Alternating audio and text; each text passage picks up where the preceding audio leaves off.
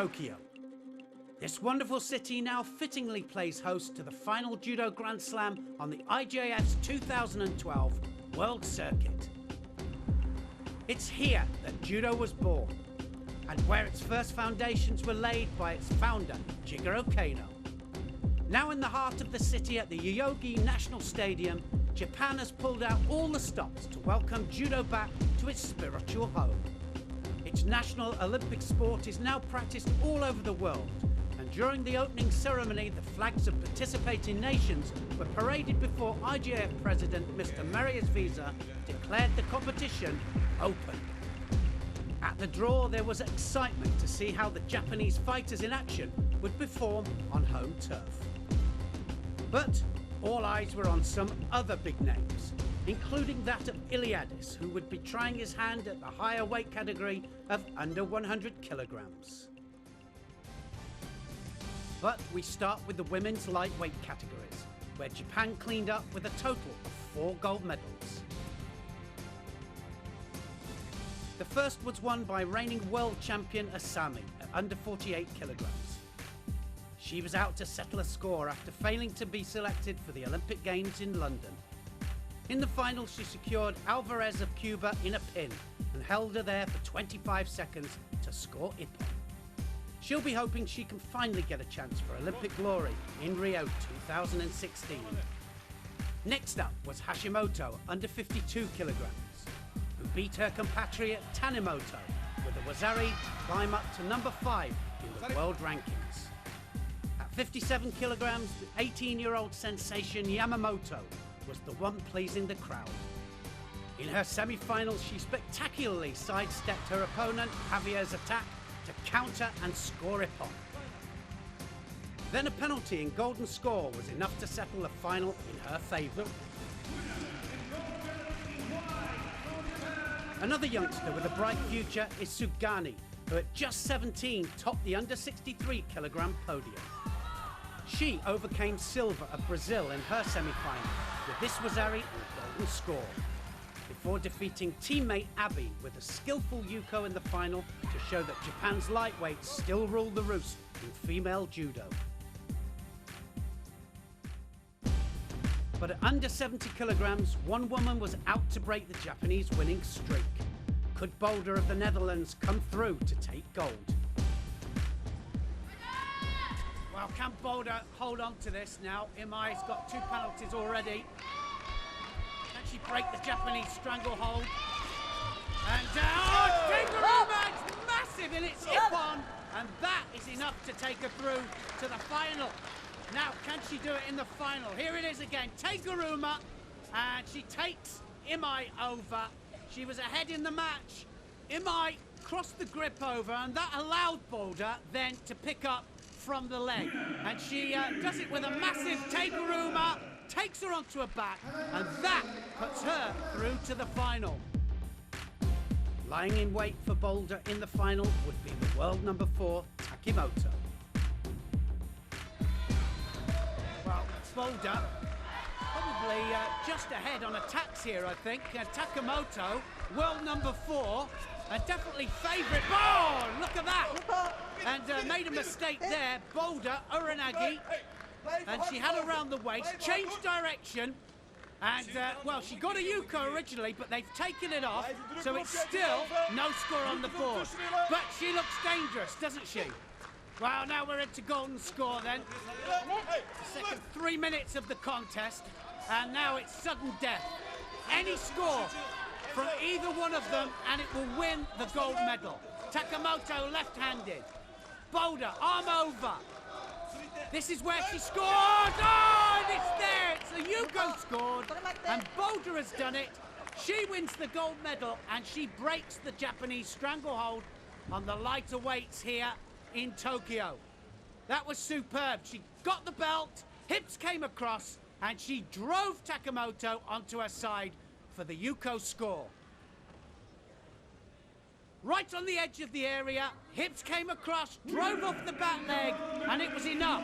Gold medal then for the Netherlands. And Japan, on this occasion, have to be content with silver. Takimoto, this time, didn't have enough for Boulder. And you've got to say that, well, Boulder's come on form at the right time. Can she be a threat in 2016?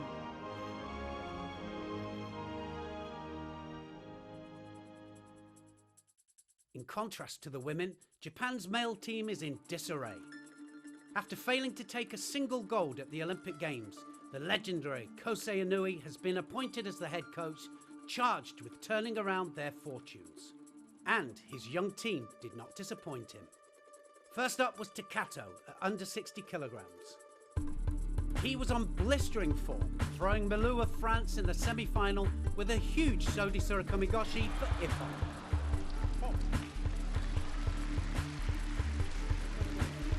Also reaching the final was Ishikawa. He showed off clinical skills on the ground to armlock Olympic bronze medalist Kata of Brazil, forcing him to submit.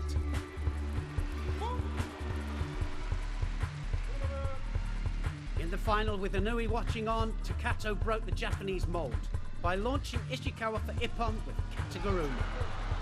A fireman's carry, a typically un-Japanese throw. But Ippon is the same in any language. Here's what Takato had to say after the final.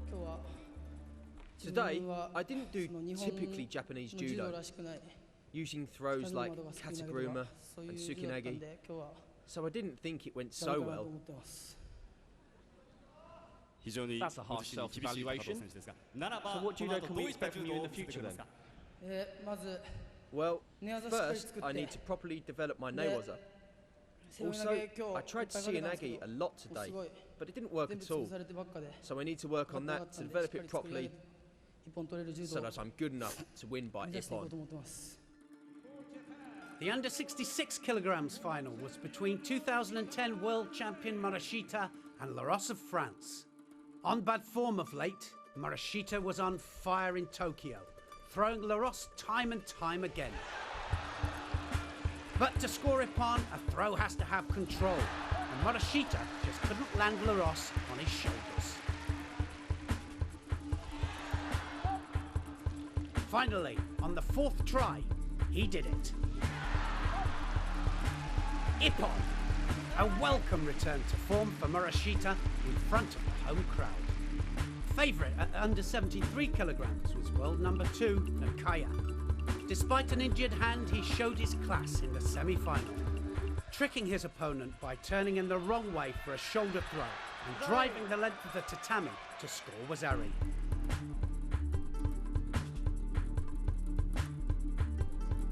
On the other side of the draw was the young pretender Ono, who was on the form of his life. After blitzing through his elimination contests, he found himself in a semi-final with veteran Hashbatar. As the Mongolian attempted a counter-attack, Ono was waiting. He countered the counter with a beautiful Tomonagi for Wazari. 30 seconds later, Ono countered again for a second Wazari and a place in the final. There he astounded everyone by destroying Nakaya, taking an early lead with a powerful Osoto to Kosoto combination attack. But he wasn't done there. With the public and Inui looking on, he was out to send a message, which he delivered with one of the biggest Ippons ever seen.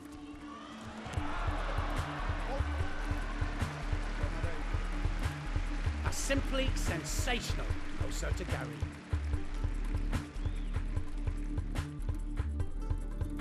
Nakaya stunned.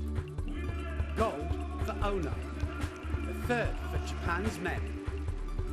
So, as the crowd filed out of the Yoyogi Stadium into a rainy Tokyo evening, the buzz around Japanese judo was back. But at under 81 kilograms, Korea had their world number 1 in action. Kim was in Tokyo looking to win the Grand Slam for the first time. He won his second world title last year and became Olympic champion just a few months ago. As he came out to fight in the preliminaries, he was looking focused and ready. And in no time, he'd easily made it through to the last 4. But he knew the semi-final could prove a much tougher contest. He would be facing the in-form fighter of the category, Penalba. The young Brazilian has won the last 3 events of the IJF World Circuit, including last week at the Qingdao Grand Prix. He produces some stunning judo, the highlight in Tokyo, an incredible drop Seoinage against Francis Smith.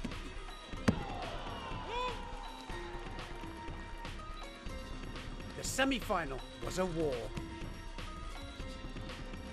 Penalba pushed Kim all the way. Both fighters attacking, but neither able to score. Until Kim struck. A Kouchigari in the dying seconds scored Yuko. Kim elated. He was into the final.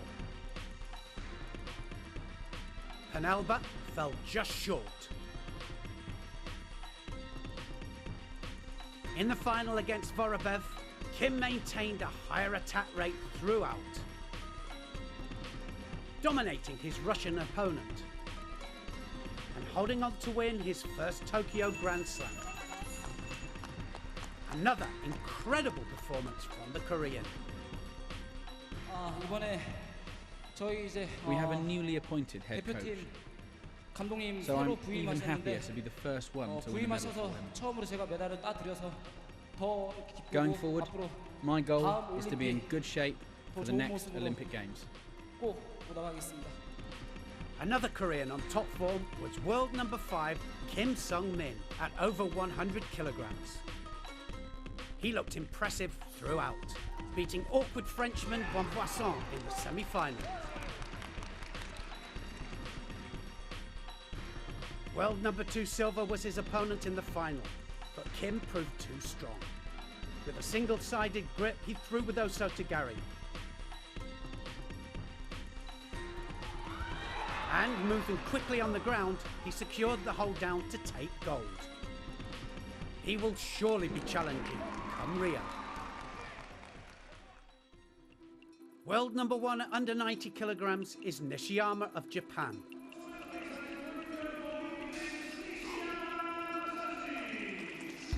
He produced some beautiful judo, throwing Francis Buffet with a classy piece of footwork to reach the semi-final. There he faced Japanese youngster Shimawada. A wonderful Ashiguruma on the edge was enough to earn him the victory and a place in the final.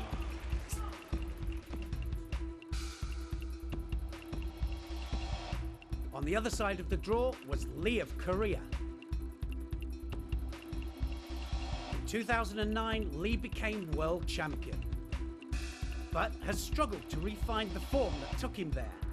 This year, watch compatriot Song get the nod for the Olympics. Lee showed great persistence in his semi-final, eventually throwing for Wazari before securing the hold and giving him the opportunity to fight for gold in Tokyo. Well, Nishiyama is the world number 1, but Lee will be out to show that he should have been at the Olympic Games. And it's interesting that his coach is Song, who actually beat him to get to the Olympic Games. So obviously, and there he is, obviously now into the coaching system of Korea. And he's the one that beat Nishiyama as well. And so lots of links here, but can Lee do what he did as well? Nice Osotogari there from the world number 1 Nishiyama. He's got lovely feet, nice Ashiwaza attacks, inside and out. And there's the great Kosei Inui, the newly appointed Japanese national coach for men. Drop Seoinage there from Lee. And that was the same Seoinage that Song actually beat Nishiyama in the Olympic Games. So can he do the same? Obviously, Song has said that's the technique to do it. Both left-handed. Normally means one's gonna go! Oh! Drop Seoinage in his hip on! And Lee scores with a brilliant drop Seoinage, and that was superb. And he did it in style, and look at that. He was turned on Nishiyama, he caught his leg the wrong way, if you notice, he almost starts to attack himself, and Lee attacks with the Seoinage against the leg, and he just rotates him right the way over onto his back for a clean ippon. That's the technique that Song beat Nishiyama in the Olympic Games with, and that's the one that Lee beats him with at the Tokyo Grand Slam. So strong at under 90 kilograms. Can they sustain it right the way through to Brazil? The Japanese women were back on track in the under 78 kilograms. World number 4, Ogata, produced 3 ippons to make it to the final. Pick of the bunch was her Uchimata in the semi-final against Korea's Yoon. Up against Ogata was teammate Sato, the world number 34. After 2 ippons in the elimination, she scored a wazari against Canada's Cotton in her semi-final.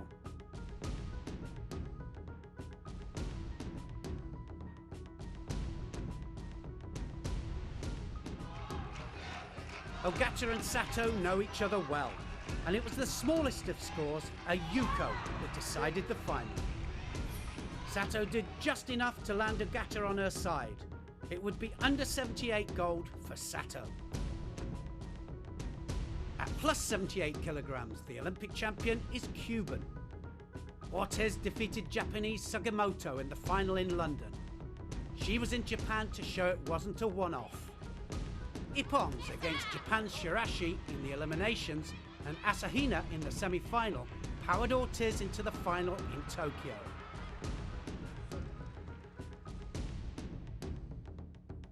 There she was up against another Japanese, Takimoto. Takimoto had also looked strong in the eliminations, but would she be the latest Japanese fighter to fall to Ortiz? Ortiz, the Olympic champion, a real threat to the Japanese ladies. Takimoto, can she do what Sugimoto failed to do? Nice drop Seoinage there from Ortiz. There's Sugimoto looking on. And now, well, you can see that the coaches there really getting behind their fighters. They want more action. Right against left, Ortiz right-handed, Takimoto left. She's got good feet though, Takimoto. And there she attacks. Now has she got the shimiwaza? Yes, she has! Oh, and she does do it. Sugimoto must be looking on. And Takimoto has done what she couldn't do. It was a nice Uchimata attempt there. She followed it down into Newaza, and she wrapped that jacket around the neck. She just needed to apply pressure, throws the hips forwards, and gets the submission. And the Olympic champion is beaten by Takimoto. The under 100 kilograms category had the attention of judo audiences worldwide, with news of the entry of Iliadis. The under 90 kilogram world champion and Olympic bronze medalist from London had decided to get it on with the bigger men. Outstanding in his own weight, Iliadis was also looking good a weight up, storming through his elimination contest with 3 big ippons.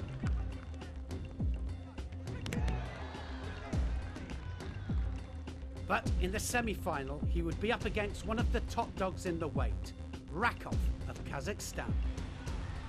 Former world champion and former world number 1. Without a doubt, a force to be reckoned with. Iliadis and Rakov are good friends off the mat and had warmed up together that morning.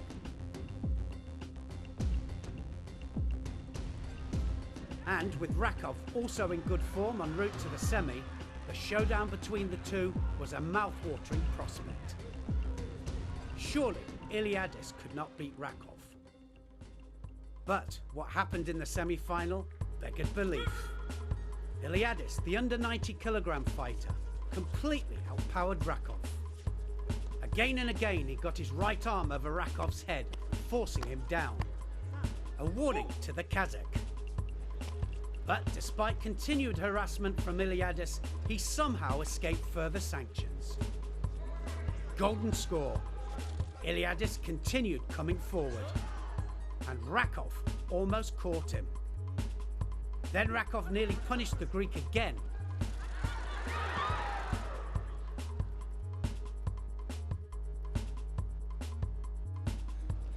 more dominance from Iliadis.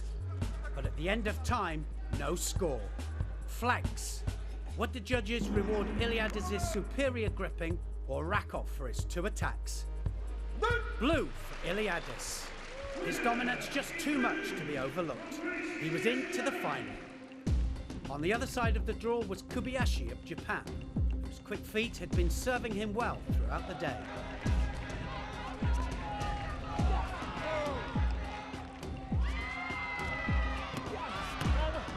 In the semi-final, he used the Japanese speciality, Uchimata, throwing his hips forwards and projecting his legs up between his opponent's legs to lift him off the floor before pulling in on the sleeve and turning to land him onto his back. How would Iliadis fare with Kobayashi?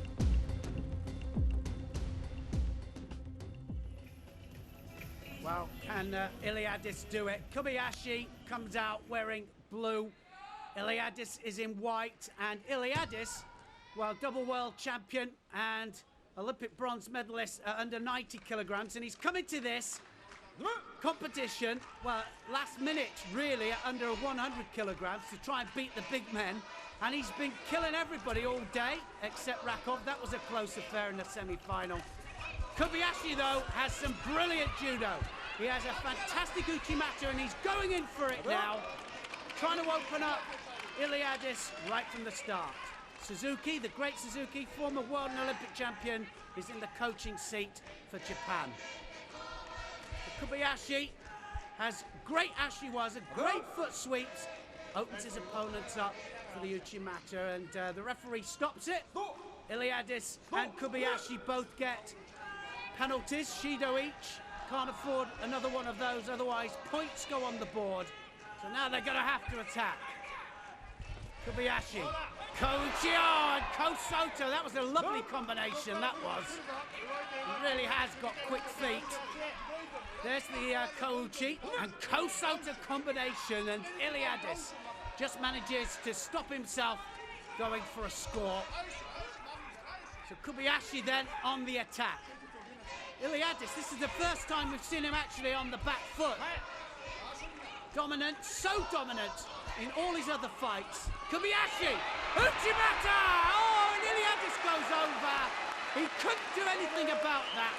Kobayashi, a beautiful combination, and he gets the lift, and he was on the sleeve. He pulls the sleeve in and puts Iliadis onto his back. Iliadis looked as if he was going to get off it, but in the end, the superb lifting action and the drive off the back leg rotated Iliadis onto his back for the ippon. Kobayashi, that smile says it all. Iliadis gracefully accepts. That really was superb technique from Kobayashi. And with the World Championships just round the corner in 2013, he could be a real threat. Iliadis, he'll drop back down to under 90 kilograms. But this man, Kobayashi, has done what not many people do. He's thrown Iliadis for ippon. That's it from Tokyo. The buzz around Japanese judo is back with a bang. But Boulder pulled off a coup for the Europeans. Kim showed that Panalba isn't ready for him yet. But he'll be praying he can hold him off for another 4 years. Lee showed that the middle heavyweights belong to Korea. Iliadis proved that bigger doesn't necessarily mean stronger. But in the end, Kobayashi was just a bridge too far. Join us next in the new year from Bercy Stadium, Paris for the start of the 2013 IJF World Circuit.